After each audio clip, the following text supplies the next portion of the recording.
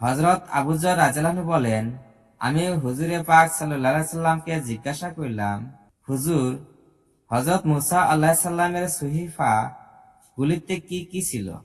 ইরশাদ করলেন, সব কয়েকটি শিক্ষামূলক উপদেশ।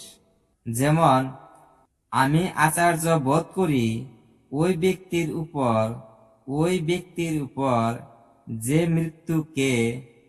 যে মৃত্যুকে একিন জানিয়াও কথায় কথায় কেমন করিয়া হাসে।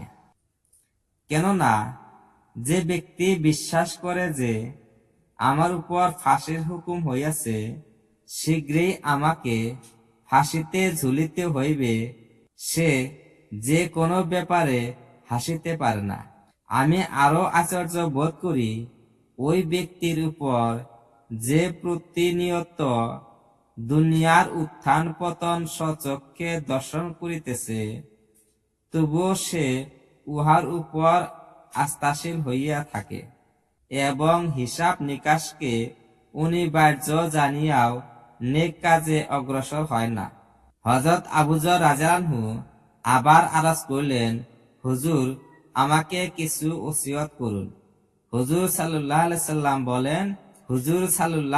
সাল্লাম বলেন, আল্লাহর ভয় অন্তরে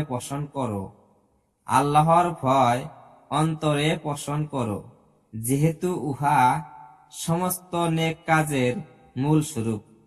আমি আরজ করিলাম, হুজুর, আরো কিছু বলুন। উত্তরে হুজুর সাল্লাল্লাহু আলাইহি সাল্লাম বলেন, কোরআন তেলাওয়াতে মনোনিবেশ করো, কারণ উহা দুনিয়াতে নূর স্বরূপ আর আসমানে পুঞ্জীভূত সম্পদ স্বরূপ। আমি আরো কিছু চাহিলাম, পর হুজুর সাল্লাল্লাহু আলাইহি সাল্লাম বলিলেন, অধিক হাসিও না।